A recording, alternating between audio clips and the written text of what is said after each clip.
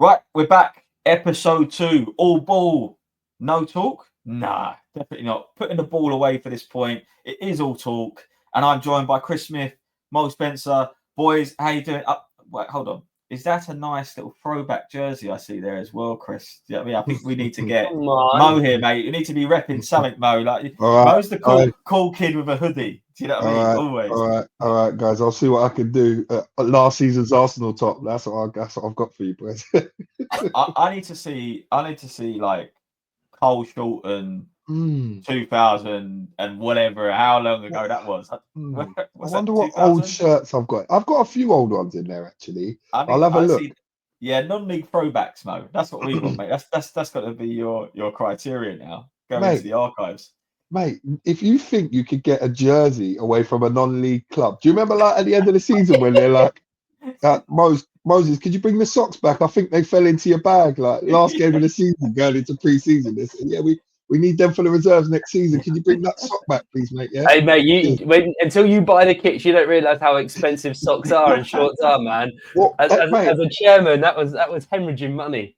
Mate, everyone's cutting them. Everyone's cutting them now. Yeah. Everyone's cutting them now. So basically, is this what's happening? Yeah, you're ordering the kits, Chris, and then they come in, and then the kit man goes through them all and just cuts off the foot, or do they come with cut foot? Well, what happens with this kit thing? Pre-cuts are the thing now. To be fair, okay. We did when we bought a few. We did buy it, and then players cut it, and then you end up just. After a couple of washes, they frail, and then you might as well just go pre-cut. You probably now have one player in the team that doesn't like pre-cut. Centre off. Centre off. Centre off, yeah. 37, 38, yeah. Centre off, mate. I know that for sure. Yeah, exactly. That's it. It's not the one. Let's get into the juicy stuff. We saw obviously from episode 1 we were talking about Ange obviously coming or going. We've seen that he's moved on and he's since been replaced by Thomas Frank. So I put it to you boys: was it the writing was on the wall in a sense? Did we know or did you envision it being Thomas Frank? And do you actually? And this is we know we're Gooners, but is this the right move for Thomas Frank? Like, is this where he needs to go? Where he had a stable job at Brentford and we were seeing kind of progression? Has he left that project to start again and have a lot more eyes on him? Is that a good thing? I know you'll be itching to talk about this, Mo, so I'm gonna let you loose, mate. But is it the move? Is it the right one?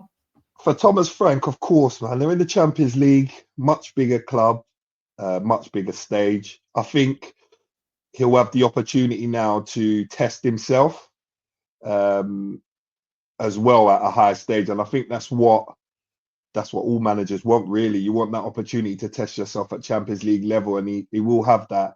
I mean, as low as Spurs finished in the league, when you look at their squad, I don't think it's the worst squad. And if you add a few bits to that,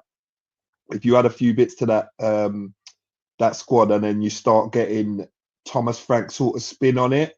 Well, what I've seen him do at Brentford, sort of spin on the Spurs team, then I think it could be positive. I don't think there's a situation where he could be thinking, shall I take this job? Brentford is good for what it's for. But, I mean, after it's served its purpose, you're just staying in the Premier League.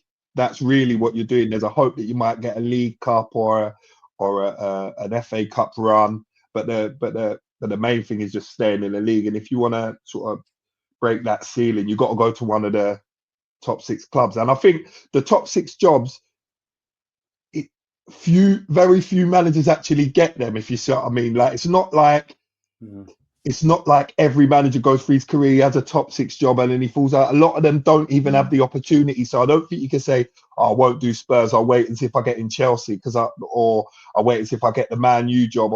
Like, they're big jobs. Do you understand what I mean? So yeah, I mean, I think it's the right time for him, and I think it's the right job for him, right level. Why not? What's before I get to you, Chris, as well, is what does a good season look like for him? They've just won a European competition and finished with, was it 16th or 17th? I never get that far down the tables. I think it was around those positions. But yeah, we're what's good? What is good for them? Because and that's why I think it's the best time, Morgs. I think it can't be any worse. They're literally the worst. Going worse than that is getting relegated. We're talking about league form, right? Take away the cup, take away the league form. You can't get any worse than that. It is a perfect opportunity for any manager to go at this, because if you finish 15th, 14th, 13th, whatever it is, you've done better than last year, right? You are going forward. It's a no-brainer. What I think Ange should have walked, and I think he should have just gone, my head held high, not season 3 is better than season 2. He should have gone, cheers, boys. It's been a pleasure, but this isn't for me. And that's do you reckon that's the boys, though, some of the players? You can see, like, I mean, we spoke about, I can't remember which one of you mentioned it, but obviously, like, the celebrations, you know, he was kind of distant. Someone gave the shout the Ashley Cole, you know, like on the side, right? You know, and he probably knew, but he's like, suddenly you get a little bit caught up in it. Yeah. Players are like, come on, join in. You're part of us. This is you, blah, blah, blah. And you're getting that hype from the players a little bit. Do you then think he's like, okay, then he gave it the season 3 is always better than season 2 kind of shout as well, which he did, which doesn't strike me as someone that's thinking about going at that point. It might have crossed his mind, but then it's like, okay, the boys back me. Is that enough for the guys upstairs, especially with a trophy? And we class it as a major European trophy at the end of the day. So I think that's the bit for me. I think for him, like you said, his stock is higher now. Like at the end of the day, he can go and, you know, I think he needs to come out of the Premier League though. I think him and the media in the Prem. He won't get another Premier League job. He won't get another Premier League job. I mean, he'll get a good job. I've got no doubts that he'll get a good job somewhere. Maybe Germany, I feel like, suits his style, a counter-attacking, fast, end-to-end sort of game. Somewhere like that. I still think he gets a good job. But in the Prem, you can't ignore the 22 losses, regardless of injuries, regardless of anything like that. You just can't ignore that. So I think his time actually in the Prem is done. But I don't think his time in top jobs. I wouldn't be surprised if Ten Hag didn't start off well at Bayer Leverkusen, got sacked, and then they brought in Ange. Like, I'm not saying that's gonna happen, but what I'm saying is that's the sort of move I can see for him. Something like that. But I think Premier League wise, I can't see it for him anymore. I think you were bang on though, Mo, earlier on about the top 6. It'd be interesting to see if Frank can go there. And like, how many managers have we seen go to a top 6 club and it just hasn't worked? Potter, Moyes, like, they're very good at getting average players in the Prem good. How can you get good players great? Right? You're now talking a different caliber of players. It'd be interesting to see if he can do it. Yeah. I think it's a different management level. You're now dealing with a lot bigger egos, people that have had a lot better managers. You know, you're pulling players that have come in who have had the Mourinhos, who have had the Peps. You've had these people that have been around those dressing rooms, whether at an international level or a club level. They're not people that are trying to nick a move or trying to nick a spot in the England camp. These are people that are dead buried in there, and it's going to be a big jump. You know, it's hard. Is it though? Just on that, Mo. I mean, just and Chris, you're obviously talking about the players and etc. as well. Do you actually think that they are in a position to go and attract the right players at this point? Is Thomas Frank that guy? We saw Mbeumo essentially going to Man United. Thomas Frank's now gone into Tottenham. That talk's gone quiet. Do you see him at Tottenham? Do you see this recruitment strategy changing completely at Tottenham now? You know what I'll say about that, that was one thing I actually thought about yesterday. The attraction of the top players, I don't know if Thomas Frank has that yet. Yeah. But the flip side of that is I think that suits Levy, because then he doesn't have to go and buy the top players. I think he's going to look to go down a Brentford route where it's all stats based. And when you go down that route, you don't generally have to buy the best players, but as long as you buy the players that work for the system, you should get results. And I think that's why Frank suits Levy or Levy so much because I think he How much is doesn't that then. Frank though, Mo, and how much is that the team behind him? Like Frank isn't looking at stats. He's got 35 analysts, 25 scouts. Yeah. But I just believe that that's the way Spurs are going to go. I don't believe it's Thomas Frank that does it. I just think that that's the way Spurs are going to go. So they don't have to be in the market for £100 million Hugo Ekitike. They're looking at the £35 million Costanulas that Brighton just bought. Do you know what I mean? Like, it's a different market, but then these players come in and you're getting good results. So it's a proven market. And I also think it covers Levy, so he doesn't have to spend the big money on those big names. Levy's a weird one, right? He wants his cake and eat it at the same time. He doesn't want to sell players, but he also doesn't want to buy players, right? Brentford are known for getting, same as Brighton, finding these players, selling them at big profit, right? That's their business model. They get it. Do they want to be in the Champions League? If they can nick it, great. But I don't think that's how their infrastructure is set up. Levy wants a bargain, but he also wants to be competing at the top level. And the middle is not a compromise. And I think that's why you're either neither here or there, because you're trying to do two different strategies as a chairman. Your strategy isn't let's win, let's go all out on it, throw money at it, and it's not we don't want to sell players. Do you not think then it's at that point that they got to Levy needs to go again? He does. Needs to go. He's the man. There's only so many times you can point a gun at everyone else before the gun turns around and points at you. Tottenham fans, I know they say this, and obviously they're going to look at it. I'm looking from the outside in.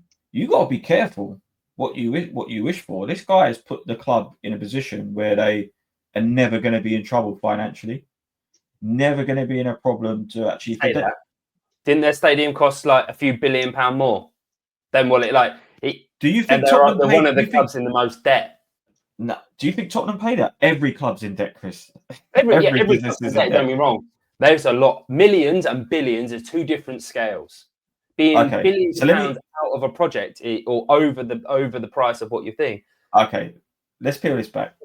Just have Beyonce perform there, and she's performing there like twice. You've got boxing now, obviously going in there. They got the partnerships with Formula One. They got partnerships with NFL. Over time, they get that back, and it becomes stable. I think how much time though? How much time? 15, no 20 business, years? No business. Yeah, but no. But okay. But even if it is, let's call it 10 years time. If they carried on the way they were, where would they have been? At the old White Hart Lane? They're not would have been anywhere near it. They'd have been Crystal Palace. No, that's not disrespectful to Crystal Palace. I'm just saying Tottenham for the history that they do have. And listen, I'm hoping people are taking this because I'm a gooner. I'm just saying I'm actually quite happy with this. I look at this and go, you know what? I wish Arsenal had some of these partnerships. Bear in mind, by the way, what's the stadium called? What's the stadium called? Anyone know? Tottenham Hotspur Stadium. So what do you think they've still got to sell? The naming rights. That's huge. They've got so many other things. And if you actually get a chance to go and see the stadium, and I'm fortunate enough to have seen this stadium and inside and everything from the NFL, there are so many other things people haven't even seen for this stadium. Well, they've got like multiple grounds and things like that, and then multiple pitches. And don't get me wrong, the stadium's nice. I'm not taking away from that. Yeah. But we are talking about the longevity of the club, which is, as a chairman, typically is what you're thinking about, right? Managers are thinking about here and now. As a chairman, we're thinking about the longevity of the club, right? Because outside of Tottenham first team, there's a Tottenham's ladies, there's a Tottenham youth, there's businesses and operations, the retail side, everything. That's the bit they're missing. That's the bit they're missing. That's the bit they're missing at the moment. I think is. I just don't think the last. But when was the for me though? I guess what Tottenham. If I was going to scrutinise anything, and you're talking about building for the future, what was the last Tottenham youth player come through where he's been like shit hot? Like we talk about Arsenal, we talk about Ranieri, you talk about Man City. Danny Rose is probably the last one I can think of. Did Danny Rose come from? Sheffield United. Well, they got that Mickey Moore now that's rated quite highly. Fullback, but we ain't seen him yet. We haven't seen. What I'm saying is that what was the last player to come and actually play in the Premier League right now for Tottenham where people are going, I want him. But like where a Real Madrid or a Barca have gone, I want this. Harry Kane. Harry Kane's the only one I know, right? But if they didn't really make a profit, like I did, but I'm saying like all of that time, Yeah. But they haven't invested. I don't know. Is that not more important? Youth academy. But is that not more? Is that the important? If you want to talk about balance, is that not the bit that you need to be looking at? For me, I'm talking as much as people are grilling City right now, spending 300 million in the space of like 7 months or whatever. You got to talk about Cole Palmer, Morgan Rogers, Sancho. Mate, you got to look at that. And the conveyor belt from City is crazy. Thank you. You've seen their facilities as well, though, and I think if you have a look at a lot of them, like Palace are actually known for their great youth. It's also the catchment area that you're in as well. There's a lot that goes into it, right? The recruitment strategy, the development that you put into it, the R&D in terms of the facilities. The amount of players in that area that they're fighting for, obviously between Arsenal and Tottenham, really in that area, man, they should be able to get. They should still be able to get players, and their training facility is still second to none at Tottenham. So, yeah, I think Thomas Frank will probably help with some of that sort of stuff. I think, obviously, working quite closely with the recruitment teams, sure. So, is it a good appointment by Tottenham? Yes. For Thomas Frank, I still had a question mark around it just because I thought what he was doing in Brentford. But I do hear your case, Mo, in a sense that what I'm hearing is you hit a ceiling at Brentford, so now he needs to break through that, and the only way to do that is in one of these top 6 sides. So, listen, good luck to Thomas Frank. I think there's going to be some twists now for certain players from Brentford potentially that might go there because it did go quiet from a Man United perspective of who they were potentially bringing in. So I could see something like that happening. My only thing with Tottenham right now, they need to find 2 replacements. They still haven't replaced Harry Kane, and they should have been looking to do that. Thomas Solanke wasn't that person. 60 million, it shouldn't have been Solanke. And now you've got to try and start thinking about a replacement for Son because Son's legs are slowly moving on. But you got the problem with the Son replacement, to me, commercially, how do you fill that void? Because you've seen the commercial aspect of what that brings in. And then obviously the quality of a player like Son. So there's 2 things. There's so many things you've got to fill with that. But I will be interested to see what moves they make in what is one of the busiest markets I've ever seen. Because, and I put it down to this Club World Cup. Morgs, last one for you on Frank. Is 10 million too cheap now for managers? What? He knows every... Like, of course you're going to say, but like, my thing is, he knows every player's wages.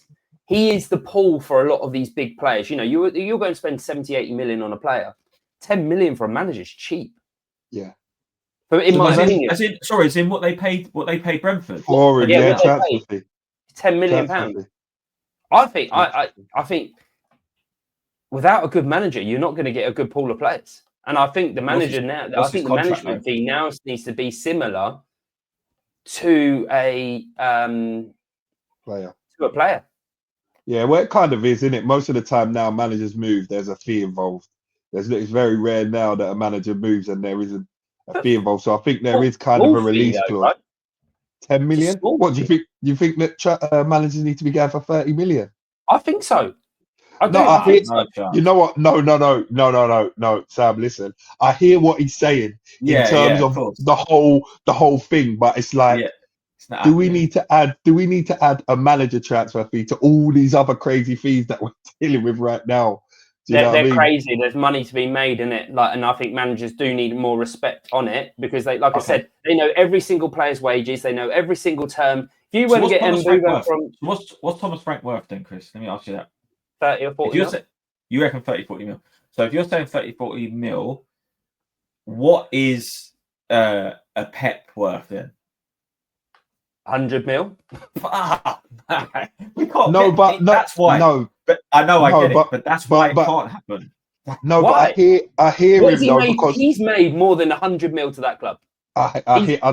I've got to say, I hear both of your points. I hear why you're saying that 100 million is the going rate for the top player. You're let me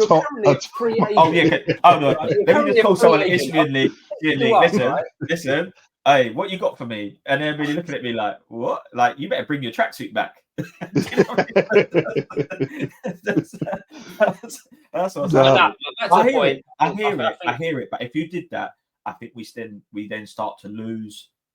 We start to lose certain players because you can't invest in players because of funds.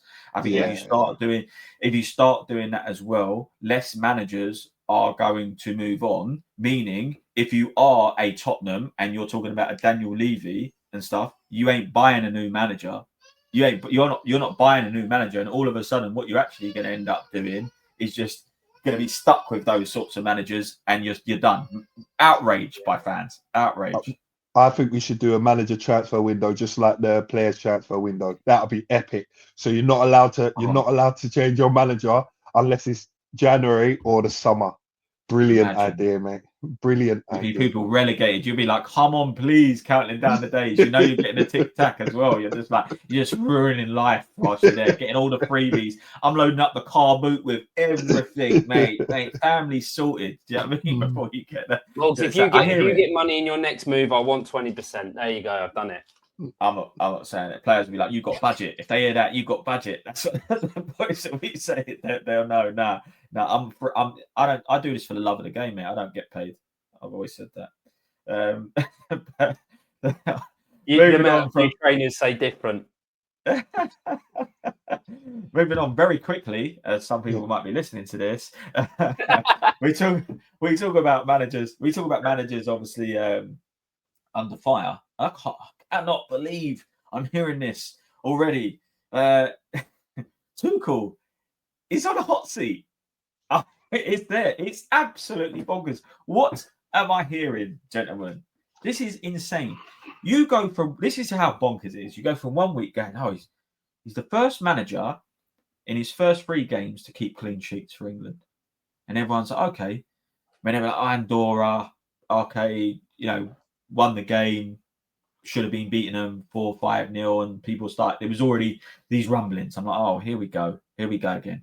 Then this friendly turns up with Senegal. We've got a few players missing, by the way, naturally. It's a friendly. It's time to play a few players. We lose the game 3-1. It is one of the worst performances I've seen for a while from England, in fairness, as a collective. There's no hiding from that. But now I'm hearing people calling up radio stations. I'm seeing on things on social media. He's got to go. It doesn't mean anything to him. He's a German manager in an England team. All of this sort of stuff is now coming out. That's it, mate. Most that is it. What is going on? That just want to say, I want to told you so. We shouldn't have got him in the first place, and now they've got another excuse. Mate, you got to give the guy's got to have probably 10 games to figure out what players he likes, what formation he likes. You've got players coming in. You've got players that are injured. I'll be honest, England looked knackered and Senegal looked phenomenal. Like they did not stop running. So I've got to give massive credit to Senegal. They looked incredible. And it shouldn't be, oh, we lost to Senegal. What are we doing? Like, I think Senegal people need to stand up. And people need to put more respect on it because that was a great performance.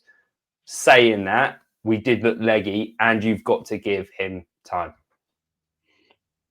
Oh, yeah. That's it. I think it's simple. Like, mate.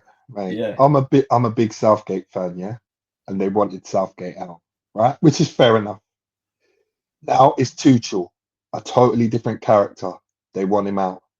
There's a big problem in England when it comes to the team that everyone wants the England manager to do what they want. Yeah. So you had Southgate. Generally, by the by, picked the players everyone wanted, played the formation everyone wanted, got everyone in that everyone wanted, and they weren't happy. Tuchel is not going to do that. He's a different manager, and they're not happy. So what is it that everyone wants? What I would say about Tuchel is, he's the first manager that's gone in there and done something like take off a centre forward and play 2 attacking midfielders. Yeah, that's how you win tournaments, with different ideas. Going and playing the same players in the same positions over and over and over again has clearly not worked. So let's try something different. I don't get what the problem is. No one wants England to lose, but everyone wants all of these players to play. Everyone wants 19-year-old or 18-year-old Skelly left back. They want Wharton tried in the middle. They want Tony up front. Some people want Gordon on the left. You want all these things tried out, but when they're tried out and we get smacked, like against Hungary when Southgate was in charge, and like against Senegal, everyone loses their shit. So why has it become such a thing to me? Remember, okay, let me pull this back. Remember England used to play friendlies? It's only a friendly, not really watching it. Even if we win 5-0, 6-0, it's only a friendly. When you lose, what outrage. I'm like, listen, these are the times to be trying this thing. And actually, if you look at winning formulas, if you go and look at your Spains, you go and look at France, let me tell you now, in friendlies, those teams ain't the same. That's when they go and trial things. And people like the Champs have been given a long period of time to go and do that, to find out what is the winning formula. Here's my best example right now for me about when it comes to England. And I'm going to compare it to PSG at this point. Okay. PSG had the best players. Messi, Neymar, Mbappe, Ibrahimovic. But what is the team that went and won it? He found the formula. He's like, I don't need one of the best forwards in the world in Mbappe. I need players that work for my system. This is what Tuchel was doing right now. He needs to work out what players fit my system, how I like to play, so I can get the best out of the system and the players doing it. So right now, not playing Saka, great, because if Saka suddenly gets injured, who is stepping up that can play that system? In fact, is Saka the right player to start? And ultimately there'd be outrage about it. But if Cole Palmer is the best player to come off the right in his system, where he likes everyone inverted, play Cole Palmer. He's got to do what's best for the team at this point. So I think stupidity, if we're trying to put this guy on the hot seat as well. My thing, Southgate, I'll be honest, to me had that shelf life, and I was like, you know what, you've been amazing, because you've given me some great memories for tournaments where we've actually been in it towards the end. Do you know what I mean? We haven't been able to do that for so long. I just think he reached a certain level that was like he somehow can't push us through. Not only that, his players that he was getting the best out of, right? And this is where I'm going to loop in my only criticism of Tuchel, is his players were falling off the cliff. So I'm talking Henderson, I'm talking Walkers. So to me, right now, whilst you're experimenting and doing these things, my criticism at the moment is you need to park Henderson. You need to park Walker at this point for me, because I think he's given him a test, though. I think he's given him. Chris, we got a World Cup. This is my only criticism. And this is not me saying him out. What I'm saying is at the moment, we got a World Cup next year. Yes. And if they're falling off the cliff now, and why are you thinking about them now for that? Is what I'm saying. I think he's got, how many players is he testing over the next 30 something players? Probably. He can only take 26, whatever it is, 28. He will. I'm not saying Phil Wharton. I'm not saying that. I'm just saying at this point. Okay, well, look, it's just. I feel like it was a wasted 90 minutes from that perspective. Not to say we need to win or lose a game. I think he's like, you've got a chance. You've got one chance to do it. If you poo, great. If you don't, unfortunately, you're on the chopping block. Has he not been watching the game tape before, though, is what I'm saying? Yeah, but I think he's given them the chance. Yeah, but I think every player deserves an opportunity to prove themselves. If they do it, great. If they don't, see you later. Done. It's friendly. I think a big thing with Tuchel is knowing the player's character. So if he has, I'm not massively against him having Tony for 2 games.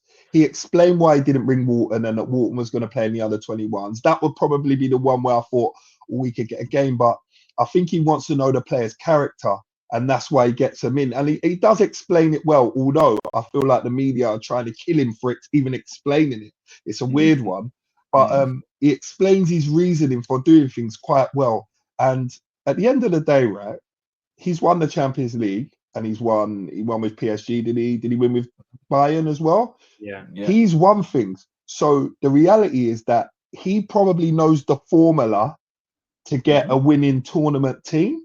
So I think there has to be an element of trust. If you're going to get him in and say it's 18 months, there's got to be an element of trust for this guy, where you say, right, he's bringing Henderson in, he's bringing Walker in. There's got to be method behind the madness.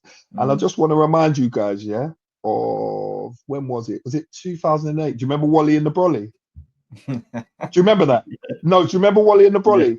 Do you know what Steve McLaren? Do you know what Steve McLaren did that game when they got beaten and didn't qualify for whatever tournament it was? He dropped every single one of the aging players and brought in every single one of the young players in one go. It doesn't work. So just let their process play out. I mean, if we're in April next year and we're seeing no signs, like it's still like this, then you sort of worry. But then I always question, you go to these tournaments and you see teams playing out their skin. You'll have Italy losing, scraping through by the skin of their teeth. They come to the tournament, you're saying, bloody hell, the centre-backs are overlapping. It's like, it's mad, isn't it? Like, so I think we just let it play out. They've decided on him. There's no point complaining every meet-up about something he's done. Just get to the World Cup and see what he does. That's it. Yeah. I mean, we'll see. Obviously, Southgate criticism at the start. Remember, he dropped all of the criticism all the way through. Yeah, but like people only started believing it really after the first Euros. Yeah. He got a lot of criticism at the start. Never done it. Doesn't know what he's doing. Well, crap player. He's going to be a crap manager. That's the unlucky thing for Tuchel, I think, for me. Is if your first tournament being the World Cup, I think is a real baptism of fire. I always feel like you want the Euros to be. When you've got to the finals in the last two, you've gone back to back finals. It's a tough gig. Yeah, I mean, he will. Listen, I think he'll get the best out of these players. I'm not going to touch on it too much, but I will say this: the boys were leggy. Season's just finished. A lot of games when you play with these boys, you got lads that are now Club World Cup. It's too much. Like that game against Senegal and even Andorra, job done. When it actually mattered, job done. Friendly, whatever. Who cares? These lads, not being funny. Yes, the passion is there to play for England, but you not think that they got one eye on going, mate, I need to put my feet up, mate. Get me so I can dip my toes in the water. I think some of them had their feet up. Wherever else. Yeah, but good. Bellingham was arm in arm with Wayne Lineker like 10 days ago, right? He's probably still boozing out AU vodka. Exactly. Why are we right? What I'm saying is that who cares? Yeah. Ultimately, like lads, girls, grow up. It was a friendly. We lost. Right. Learning. Move on. It's as simple as that. When it came to when we needed to do it, we got 3 points. We got over the line. See you later. Job done. Friendly. Do one. Do you know what I mean? That's how I see it. If we lost to Andorra and we lose to Senegal and then he loses the next game, we're going to have a different conversation. But he didn't.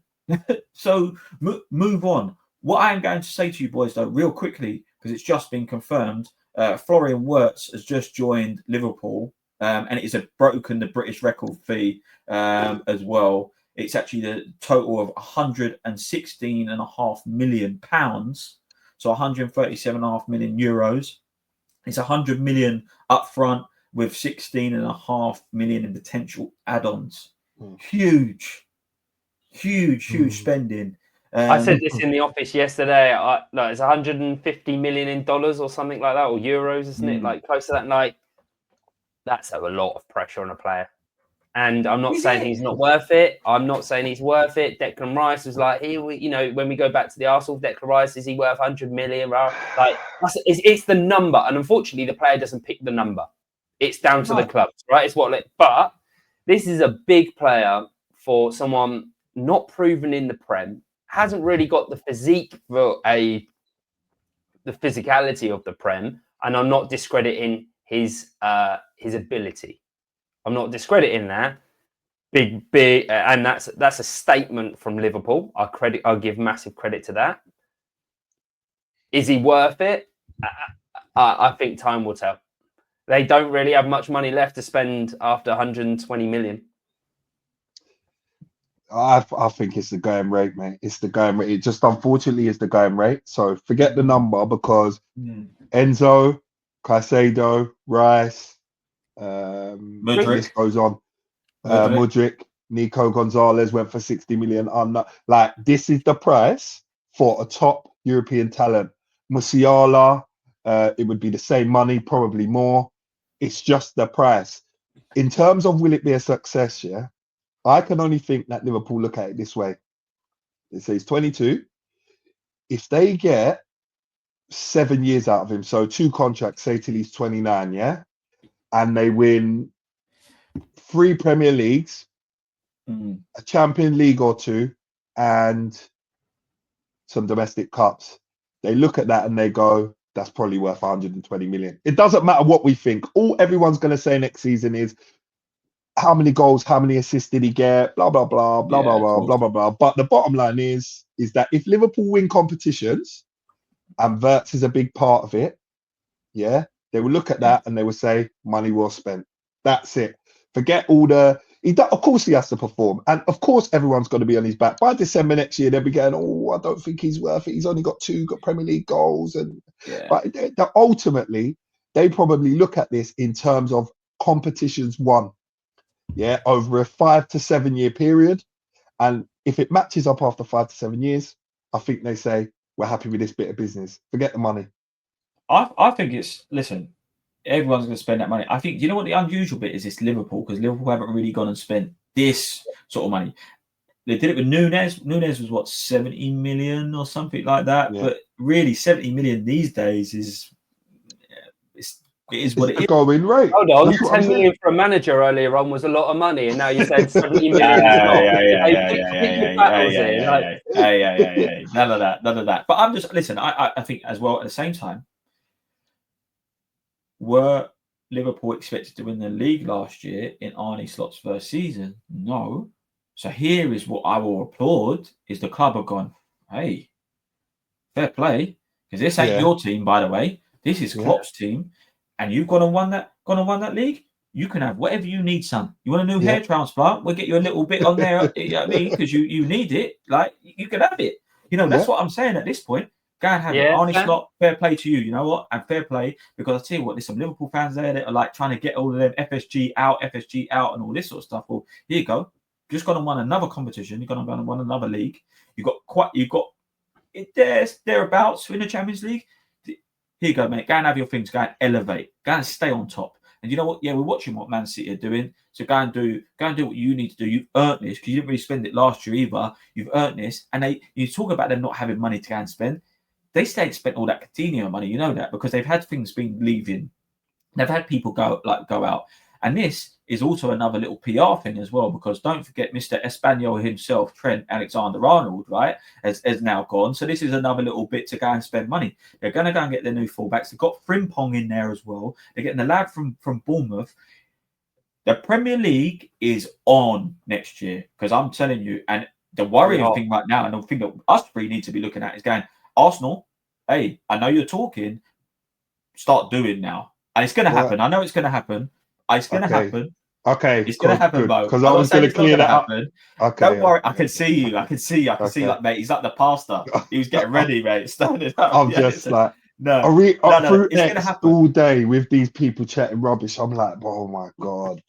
It's happening, boys. Don't worry. It's happening. What I am saying is, hey, I'm excited, because you know what? Arsenal still ain't done their business. Chelsea ain't done their business yet. We know Newcastle. I like it. I respect that they're doing it early. Can't wait. I respect that they're doing it early. I do respect it. But back to Mo's point on the whole thing, at the moment, as a chairman, the maths ain't mathing. That is like, you've got to think like, you know, United are losing sponsorship deals with Adidas or whoever it is year on year, or got to pay money back because, you know, they're not getting Champions League. And, you know, that's the business case.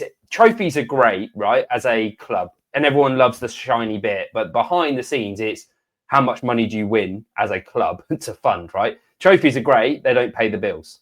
The pay the bills is what you win as a club. When Ronaldo went to Juventus, I think he paid for his signing on fee in shirt sales in something like 4 hours. It was something ridiculous. Messi's done exactly the same. I think when he went to PSG, I think he'd done his transfer fee or whatever it was, or Neymar, one of them.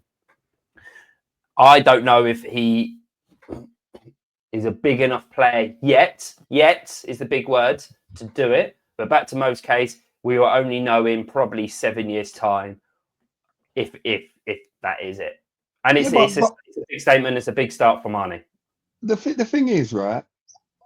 What is a big player? Like, what is a big player then? Because for me, Wirtz if you let him go to Real Madrid at this stage, he's never coming to the Prem. So what Yeah. do?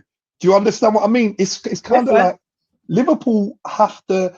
They're a big club, and this is their statement. It's Would like Real Madrid play 150 mil for him?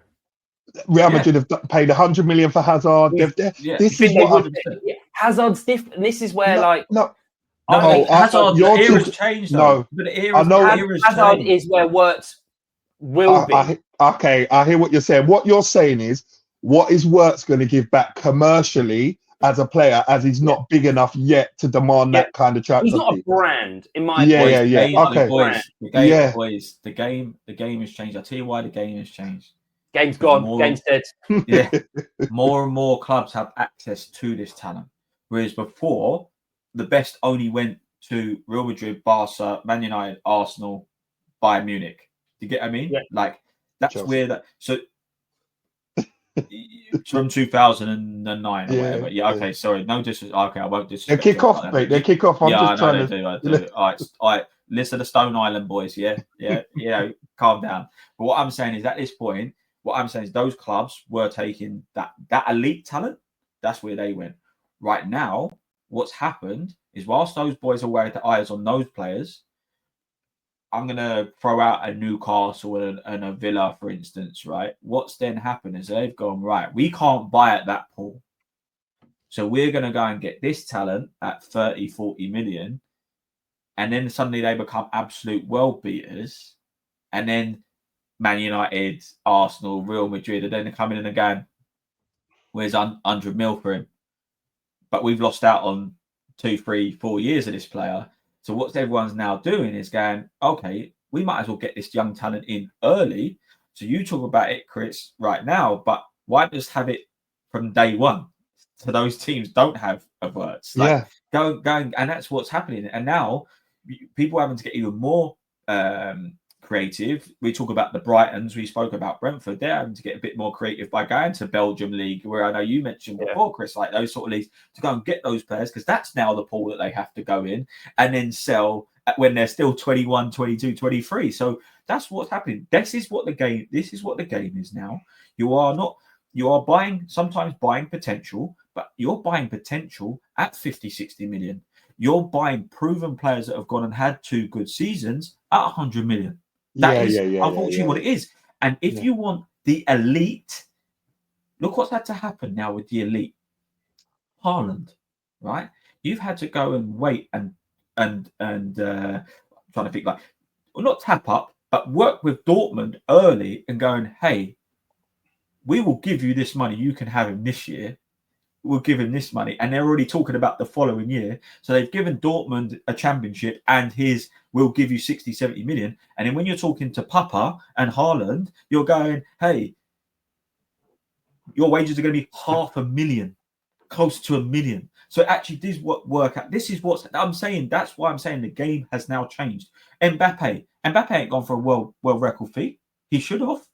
But they waited, they started that conversation because they're not paying. If you're saying Wirtz is 100, Mbappe's worth 200, they're not paying 200 million, so they're having to wait and do these little tricks. And that's what Real Madrid have done with Trent. That the days of buying Galacticos has gone. That game has changed, but you're still going to spend then the money on the younger players.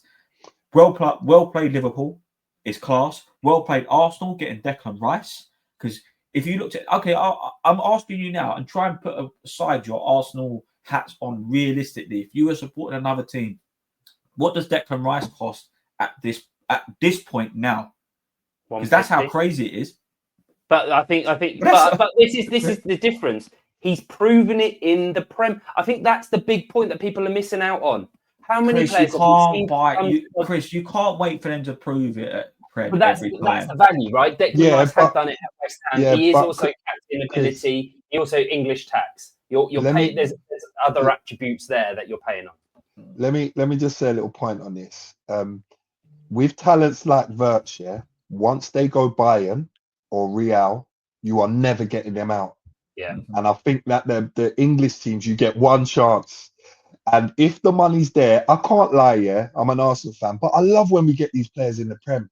I love when we beat a Real Madrid and a Bayern and a Barcelona, and we get these players because they're going to be playing in our league. As much as it's tough, innit? I don't want them to be playing against us, but I like when the league has these players. Then I can have a good look at Wirtz and say, "Oh, I like him," or I don't, because when they're playing in these other leagues, you don't see it. I just think if you're looking for the top talent, it's 100 million plus. That is the bottom line. I'm not denying. But I hear what you mean. Right number. I think 100 mil. I think I heard rumors of 150 mil, and I think did you say it's 116? Yeah. Ornstein plus add-ons.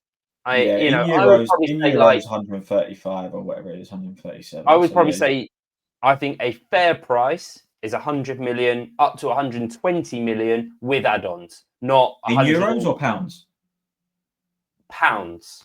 That's what that's what he's done. He's done 100. You said it was 116 up to 140 or something, right? No. 100 million pounds. Yeah. Plus fine. Okay. 16 and a half.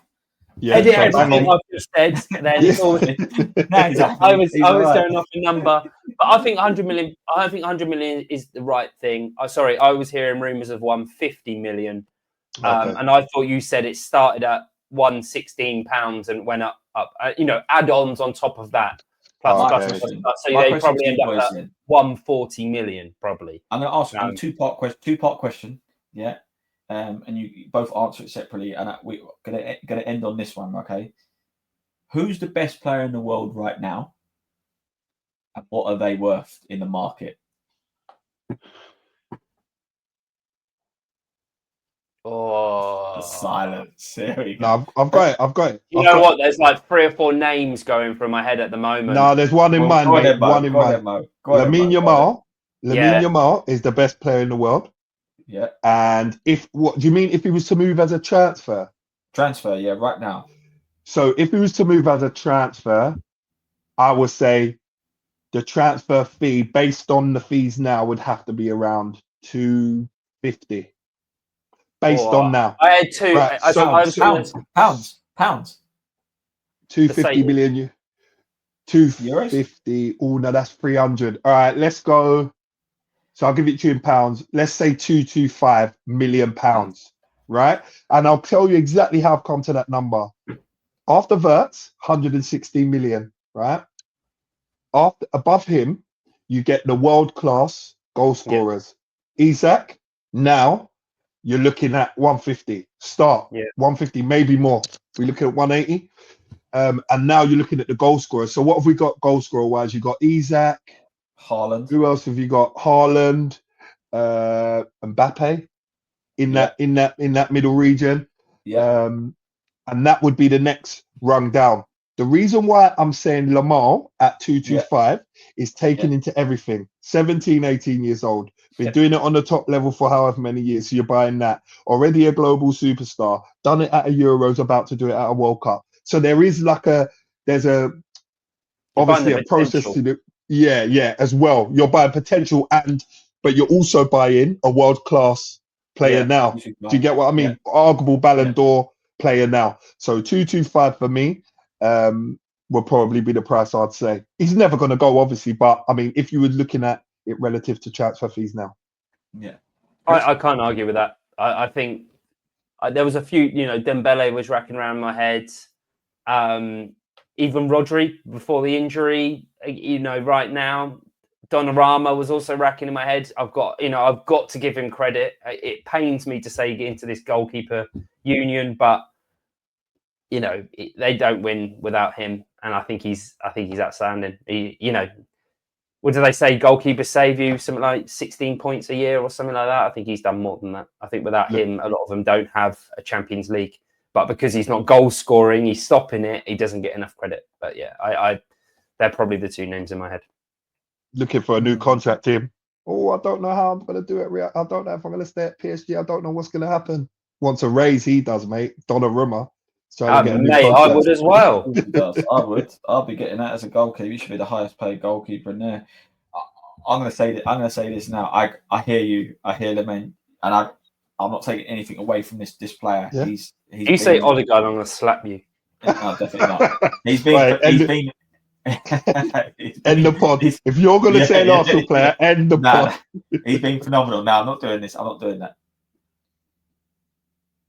But I have to look. I can't look past Haaland in terms of what you're buying. Listen. Are you minus the injuries? Are you talking about like minus this blip of a season? You're talking. I'm linking in the 2 points here. 38 goals in all competitions last year. Mental. He had an off season apparently last year. 31 goals. Yeah. You're now talking like the Messi and the Ronaldo. He's 24 years old. Yeah. No, it's mental. When you know what? So right? We're talking about. Listen, you're talking about. I know we're talking about potential. But 24 years old, and he scored 69 goals in 2 seasons, playing in the top competitions. Yeah, bearing in mind, Man City had an off year last year. Mental. So when I'm talking about, if I'm parting with dough, and you're talking about the 200 millions here, yeah, and Lamine Yamal is unbelievable, by the way. But I'm talking about, if I'm talking about guarantee. No, but hold on, Chris. He's tricked me here. You asked me who the best player in the world is and how much would I pay. You didn't say who would I buy. You said who's the best player in the world. Yamal is the best footballer in the world at the moment. Right now, that's what it was the big statement. Right. So I hear what you're saying though, because you can't pay for them goals. You can't you can't. The goal record is crazy, but I'm talking about best player in the world right now and what they were worth. But I hear you. I totally hear you on your point with Haaland. I'm not even trying to argue on that. So, okay, now this is where I want to cut. I know I'm not. By the way, boys, I am not this whole XG stat man. I watch football with my eyes, and I appreciate Lamine Yamal. Some of the stuff he does on a football pitch is unbelievable. I'm putting my probably get crucified here, but I'm putting a bit of a football manager hat on here for this very part, right? How much manager? 10 mil or 5 mil manager? Yeah. No, this is a pint of cider and a packet of crisps here, right? Listen, 225 million for potential, fair enough. Okay, I'm going to say 37 starts last year. Yeah, 37 matches last year. He returned basically 10 goal involvements, 5 goals, 5 assists.